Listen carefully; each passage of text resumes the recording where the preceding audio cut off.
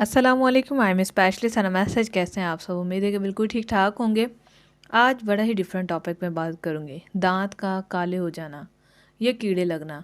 अगर आपको कीड़े नहीं हैं और फिर भी दांत काले हो रहे हैं तो इसकी वजूहात क्या है? बड़ी ज़बरदस्त वीडियो होने वाली है, तो वीडियो को मुकम्मल वॉच कीजिएगा।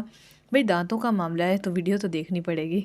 इसके साथ ही अगर अभी तक आपने हमारा channel specialist and message subscribe नहीं किया तो सब्सक्राइब कर लें और बेल को लाजमी प्रेस करें ताकि आपको मिले हमारे आने वाली तमाम लेटेस्ट वीडियोस नोटिफिकेशन में सबसे पहले। इंट्रोडक्शन करवाती चलूँ, हो सकता है शायद मैं वीडियो को स्टार्ट में भूल गई हूँ। मेरा नाम अनम है और मैं स्पेशलिस्ट हूँ, गायनेकोलॉजिस्ट हूँ।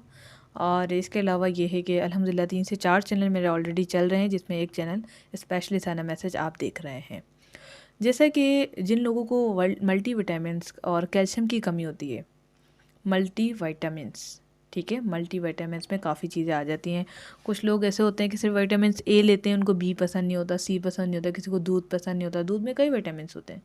तो इस तरह करके जो है आपको विटामिन की कमी और कैल्शियम की कमी, जो लोग खाना ठीक से नहीं खाते, सिर्फ दाल पे ही कंसंट्रेशन रखते हैं, या कोई भी वजह हो सकती है, गुर्बत हो सकती है, या फिर पसंद नापसंद हो सकती है, या कुछ को लोगों को खाने से इरिटेशन होती है, ये नहीं खाना वो नहीं खाना। ऐसे लोगों के आपने देखा होगा दांत काले हो जाते हैं। अल्लाह ताला ने, वो मैंने पिछली एक वीडियो में एक आयत पढ़ के सुनाई थी, फबी अय्य आलाए रब्बिकुमा तुकज़्ज़िबान, और तुम अपने परवरदिगार की कौन कौन सी नेमत को झुटलाओगे।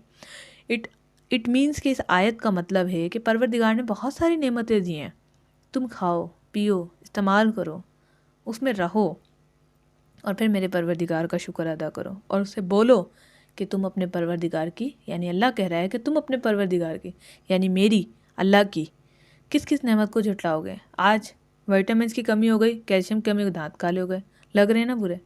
तो ये चीज़ आ जाती है। चलें, इसके अलावा एक और बात मैं आपको नॉलेज देती चलूँ जो आपके काम आएगी, वो ये है कि 40 साल के बाद ये मसला आ सकता है। आप खा भी रहे हैं पी भी रहे हैं फिर भी हो रहा है, तो 40 साल के बाद ये मसला आ सकता है। चलें इलाज की तरफ चलते हैं। कैल्शियम और विटामिन को पूरा करने के लिए आपने क्या करना है, कोई सी भी एज हो।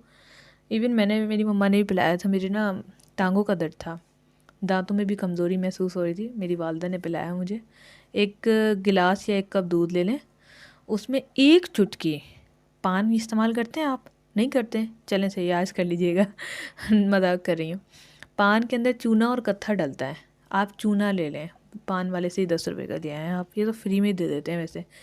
वो ले लें आप, एक चुटकी आपने उसमें दूध में शामिल करके मिला देनी, पता भी नहीं चलेगा, फील ही नहीं होगा कि आपने चूना पिया है। उसमें विटामिन और कैल्शियम मौजूद होती है, कैल्शियम ज़्यादा होती है।